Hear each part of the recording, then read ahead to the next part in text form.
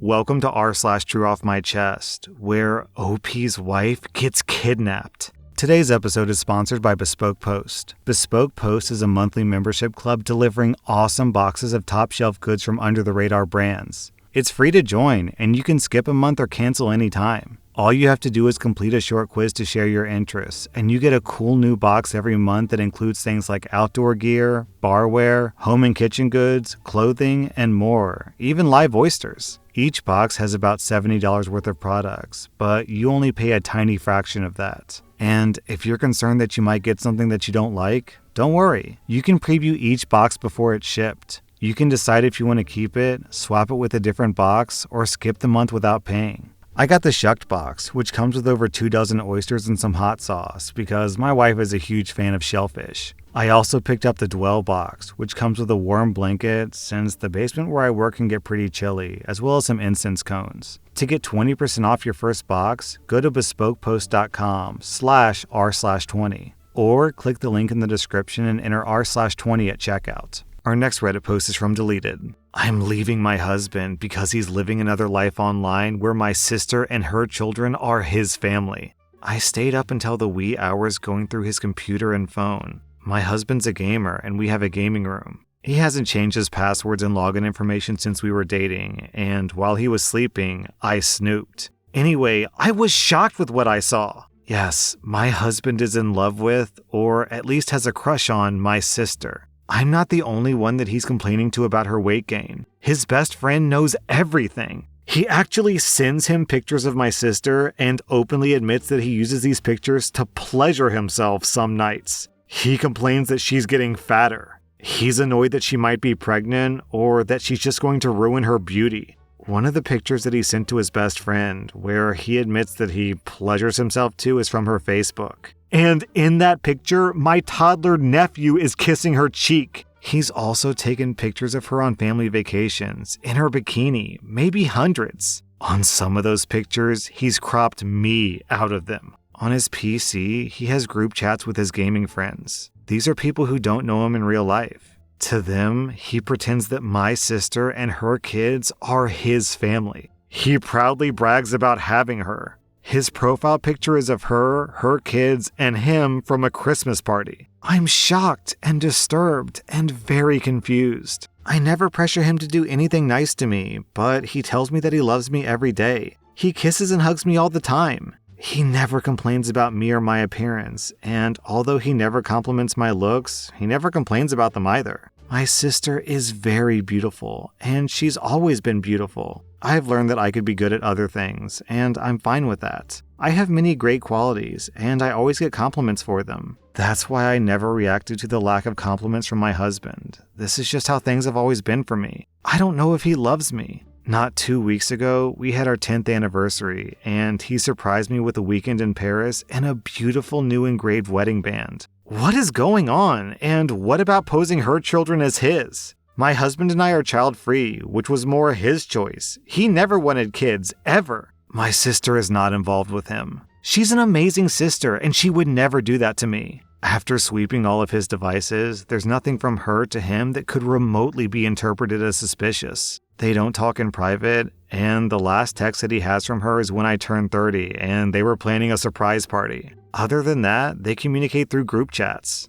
And then OP posted an update. In this update, OP told her sister, who was understandably disgusted. Then, my soon-to-be ex-husband called when he saw that I've been on his phone and PC. He asked me where I was and when I'll be coming home. I told him, come on, you know that I'm not coming back. He sounded so defeated. He told me he was disgusted with himself, and that he was sorry and that he loved me. He just wasn't in love with me, and hasn't been for 2 years. I told him that I never wanted to see him again, and most importantly, I never want him to contact my sister. He said that he would never do that, and that he never would have acted on his fantasies. It's just his escape from reality. He said that he hasn't been feeling well, and that was his go-to comfort. He's posing as a richer man, more successful with a beautiful wife and beautiful kids, and his friends admire him for it. He says that it gives him the rush he needs to cope with reality. Anyway, he begged me not to tell my sister, and especially not her husband, and promised to never bother me again. I don't know what to feel. I'm numb.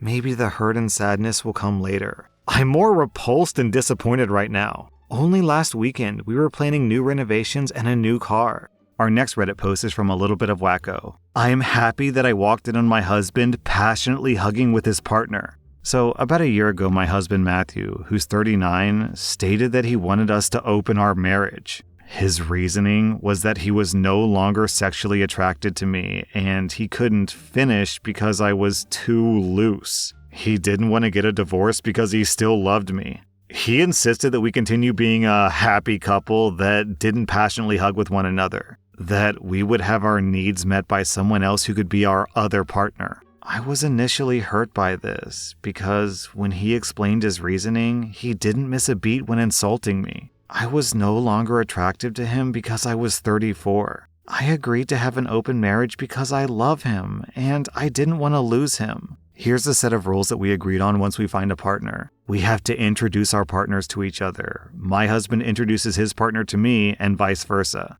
We can passionately hug other people, but for it to be considered okay, we'll have to tell each other about it. If we're in a relationship with someone else, we have to get tested regularly.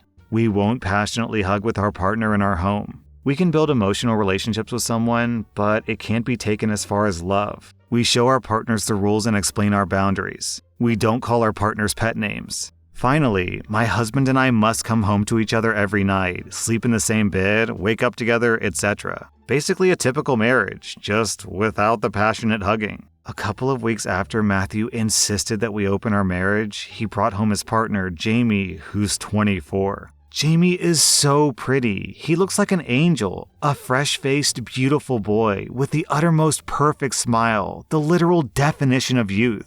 I had never been more intimidated in my life. The introduction was so embarrassing. I had no idea what to say, and I just wanted to cry. I literally witnessed my husband's type change in front of my eyes. Jamie and I are complete opposites, physically and personality-wise. Now, onto the story. Yesterday, I came home on my lunch break to take a quick nap before returning to work, and I came home to find my husband and Jamie passionately hugging in our bed. I was shocked, and I didn't really know what to do, so I just left and went back to work. Honestly, I wasn't even tired anymore. As I was walking into work, I saw that I was being bombarded with texts and calls from both of them, so I just turned my phone off. I got off work around 9 p.m., but I didn't want to go home. I went to a movie and just drove around after. I fell asleep on the side of the road, and I returned home at 8 a.m. this morning to get ready for work. When I walked in, I saw Matthew and Jamie at the table.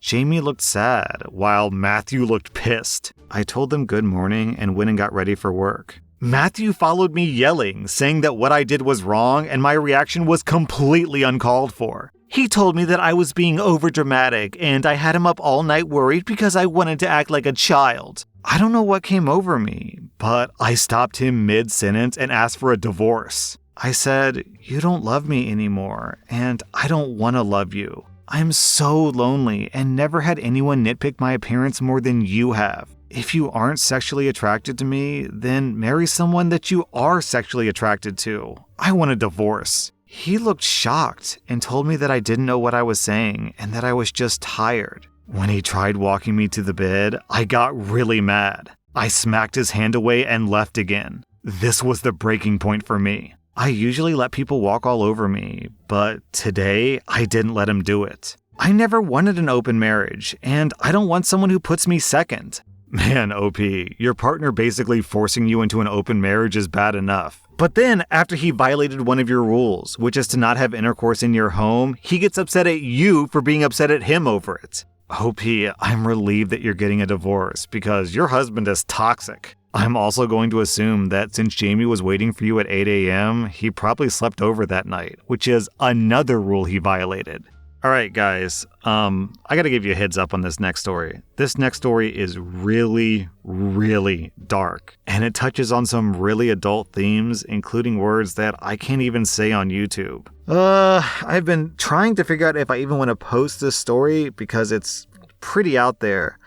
But that's kind of the thing about Reddit, is Reddit touches on some really adult issues that YouTube kind of tries to avoid. So there's a pretty good chance that this video will get demonetized. Probably fairly, to be honest. But I think that I'm going to publish it anyways, because stories like these serve as a warning. I'm just saying this, and I'm sharing this story because you guys gotta be careful out there, man.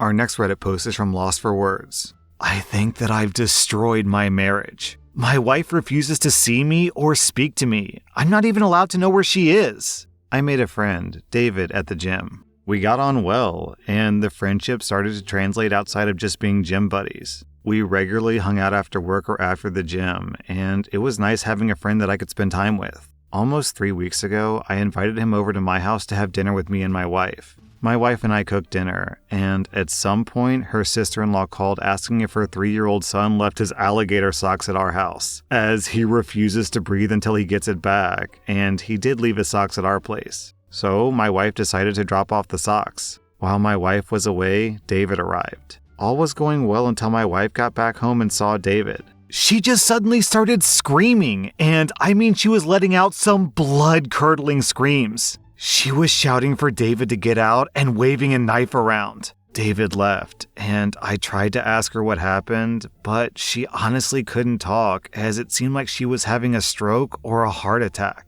So I called for an ambulance, and she was admitted at the hospital for having a severe panic attack. She was hospitalized for 3 days, and she didn't speak the entire time to literally anyone. On her release date, she just left, and no one would tell me where she was. I've called everyone we know, and no one will speak to me or tell me where she is. Then, finally, her sister texted me a long text that was full of expletives, but it did explain what I did wrong. David was the man who took her hostage for 9 days when she was 12, and then stalked her for 7 years until he went to prison for another crime. He was never punished for committing the R word against her or for holding her hostage. I mean, my jaw fell to the ground. I knew all about this, and she had told me about it from the beginning. I just don't know how I didn't recognize him. I don't know how to fix this. She just refuses to see me, speak to me, and I don't know where she is now. And then OP posted an update. Yes, I called the police, but according to them, he hasn't committed a crime. I invited him into our home, and it's not illegal to give someone a fake name or to befriend me. Yes, I've seen pictures of him. I just forgot. I don't know how I forgot what he looked like, but I forgot nonetheless. I saw pictures of him in his late 20s, and I saw like 3 prison pictures of him taken in 2017 and 18. Yes, he does look different now from those pictures, but not enough for me to not recognize him. I really don't have a reasonable excuse for not recognizing him. It's clear that David had planned this. He clearly befriended me to get to my wife. He also gave me a different name than his real name. I don't know where my wife is because I'm not trusted. I'm not allowed to know. Her friends and family have completely frozen me out. People have literally changed numbers and privated their social media. I mean, this isn't their first rodeo with this man.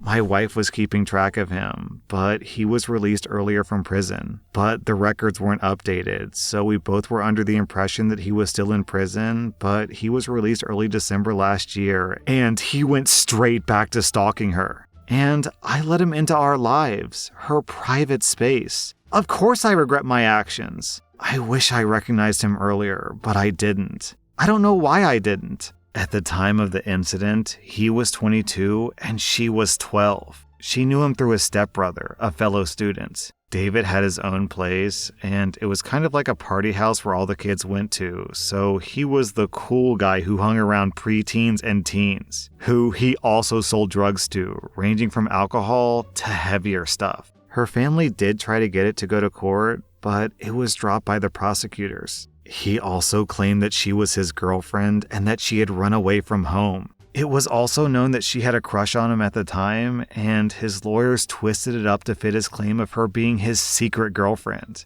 It was a combination of slut-shaming due to her having a crush on him and having visited his home of her own accord. Lack of physical evidence, her inability to speak on the stand because she was too traumatized, her vulnerable home life because her father was going through chemo at the time, and the unwillingness of the prosecutors to go after him. The stalking was taken slightly seriously at the time, and he was ordered to stay away from her, but he repeatedly broke the order. The one time that he was punished by the judge, he was only given a few days in jail. So he just continued to stalk her for years until he was arrested for another crime.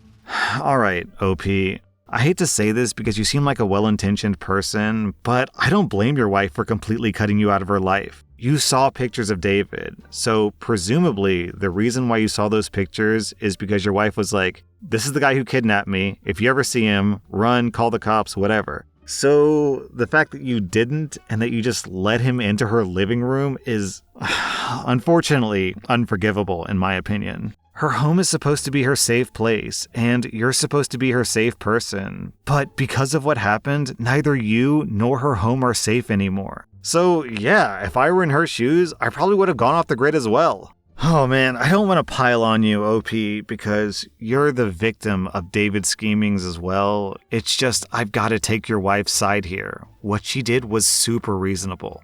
And do I want to say this? You know what? Screw it. This video is probably going to get demonetized anyways. I think this story is one of those situations where I would be like, seriously considering, do I want to commit murder over this? Do I want to kill this guy? Not like in the sense of, oh, I'm so angry at him, I want to kill him. I mean like literally, you know?